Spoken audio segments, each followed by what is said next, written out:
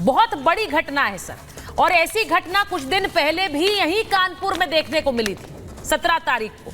मेरा सवाल यह है सर कि इसकी जांच कितनी अहम है, इसका अंदाजा इस बात से लगाया जा सकता है कि कितनी जांच एजेंसियां इसमें इन्वॉल्व हो गई, लेकिन इस तरह की साजिश के तार आपको जुड़ते हुए कहां दिखते हैं? ये कैसे पॉसिबल होता है कि आप एक सिलेंडर प्लांट कर दें, वहां पर उसमें बारूद भी मिलता है, वहां पर पेट्रोल बम भी मिलता है, इससे पहले इतना बड़ा बोल्डर ट्रैक पर रख दिया गया, ये कोई आम व्यक्ति तो नहीं कर रहा होगा?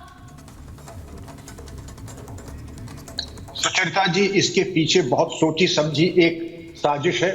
अगर आप इस पे गौर करें, ये अकस्मात न बोल्डर आता है, न लकड़ी का बोटा आता है, न गैस सिलेंडर और ज्वलनशील पदार्थ जो था बोतल में, और जो पाउडर था जिसको बताया जाता है कि नौसादर, गंधक और पोटाश था जो कि एक्सप्लोजिव होता है। तो ये अगर पहुंचा है वहां पे, और ये एक पहला ये ट्रेन के ऊपर अटैक नहीं है, ये रेलवे पे अटैक नहीं है, ये भारत के ऊपर अटैक है जिसमें 12 करोड़ भारतवासी रोज सफर करते हैं। और इसके ऊपर ये चीज देखने वाली बात है कि एक सिलसिलेवार तरीके से जिस तरीके से अटैक हुआ है, और पाकिस्तान में बैठा हुआ एक गोरी वो ये कहता है कि हम इस तरीके के आक्रमण भारत में करेंगे।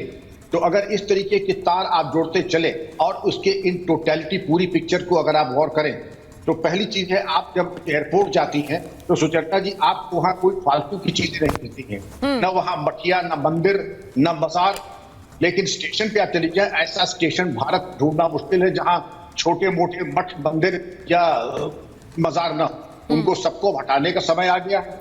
रेलवे ट्रैक दोनों की तरफ नाजायज बांग्लादेशियों की भरमार है, रोहिंग्याओं की भरमार है। भारत सरकार से मेरा आह्वान है, शाजिया जी से मेरा निवेदन है कि इनको निष्कासित करने, इनको वहां से हटाने के बारे में एक कार्य योजना तैयार करें, क्योंकि ये स्लीपर से तैयार करना कोई बहुत मुश्किल काम नहीं है।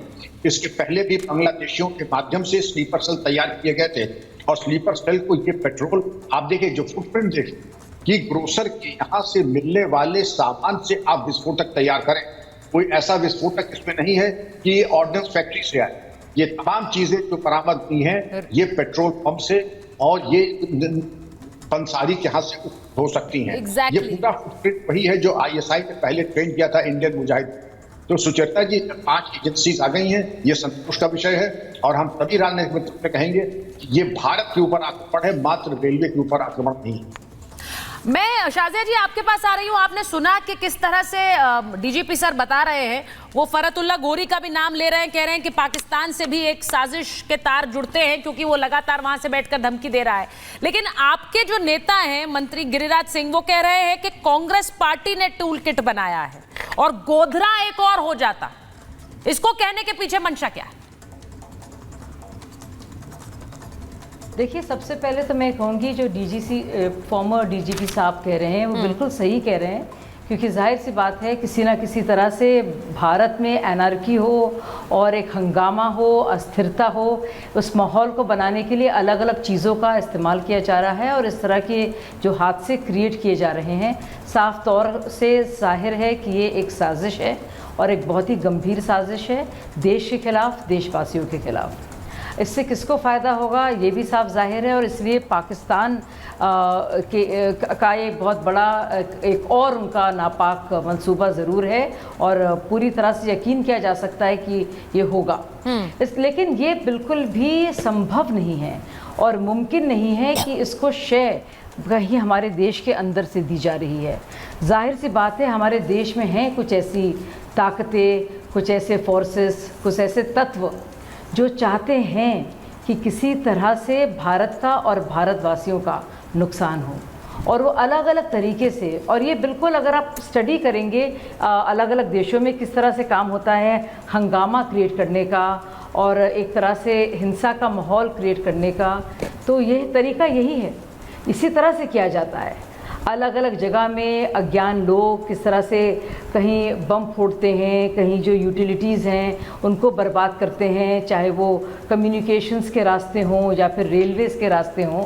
तो ये साफ जाहिर है कि सुनियोजित तरीके से एक षड्यंत्र के जरिए भारत के अंदर कुछ तत्वों के साथ मिलकर एक ऑर्केस्ट्रेटेड, एक प्लान्ड कोशिश ही नहीं है। शाजिया जी, गिरिराज जी तो सीधे कांग्रेस पार्टी का नाम ले रहे हैं।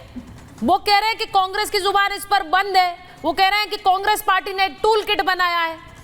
यहां पर तो एक और गोदरा हो जाता, वो तो सीधा स्पष्ट आरोप लगा रहे हैं।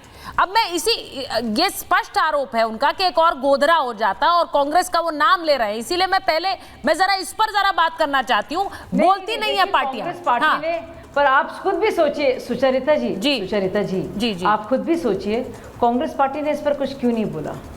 हाँ, आप खुद सोचिए क्यों नहीं बोला? अगर आपको किसी तरह से भारतीय सरकार को, केंद्रीय सरकार को, रेलवे मिनिस्टर को, रेलवेज को अगर आपको ब्लेम करना है और उनको बदनाम करना है, जो कि कांग्रेस की पुरानी आदत है, अभी भी देश को बदनाम करने के लिए तो वो विदेश गए हैं, तो वो ये नहीं कह रहे हैं कि कांग्रेस इसके लिए जिम्मेदार है, लेकिन वो कह रहे हैं कांग्रेस देखिए उन्होंने तंज भी कस दिया है कि अभी भी देश को बदनाम करने के लिए विदेश गए हैं और अभी जो देश में देश तोड़ने की ताकतें हैं उन पर कोई कुछ नहीं बोलता है। जरा अजीज खान साहब बता दीजिए क्यों नहीं बोल रहे हैं?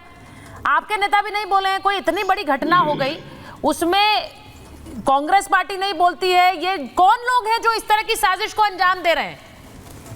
वो कह रहे हैं टूल किट है और इस टूल किट को संरक्षण आप लोग देते हैं। अजीज खान साहब देखिए सुचरिता जी, आप पूछ रही हैं कौन लोग हैं। ये साजिया एलबी जी ने बता दिया वो कौन लोग हैं। जो कुछ बचाया था वो गिरिराज सिंह जी ने बता दिया कि वो कौन लोग हैं या साजिश कर रहे हैं।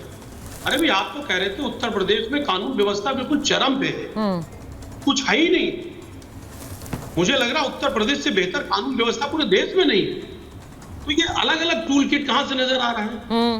गैस सिलेंडर मिल रहा है और तमाम तरीके की चीजें मिल रही हैं, और ये भी आपको पता चल गया, जांच के पहले ही पता चल गया कि साहब वो टूल किट तैयार कौन कर रहा है? राहुल गांधी जी तैयार कर रहे हैं और कुछ मुस्लिम संगठन होंगे, कुछ मुसलमान होंगे जो कि इसमें लिप्त होंगे। स्पष्ट कर दीजिए, उसमें क्या बताना है? जब इस तरीके के स्टेटमेंट दे ही देना है, इस तरीके की बात को करना ही है। एक तरफ तो आप कह रहे हैं कि साहब 5-5 एजेंसियां लगाई गई हैं जो इसकी जांच कर रही हैं, और जांच करने से पहले ही आप स्पष्ट किए दे रहे हैं कि इसमें शामिल कौन कौन है, लिप्त कौन कौन है।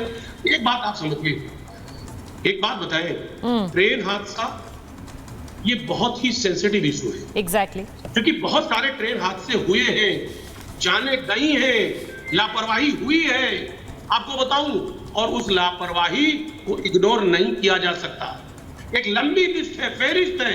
देखिए, लापरवाही नहीं हुई है, ये तो षड्यंत्र हुआ है। मैं बताऊं, आप और वो लापरवाही लापरवाही ये साजिश नहीं, वो कह रही है अजीज साहब, वो कह रही है कि ये ट्रेन हादसा नहीं है, तब अगर ये एक साजिश है, हादसा हो जाता।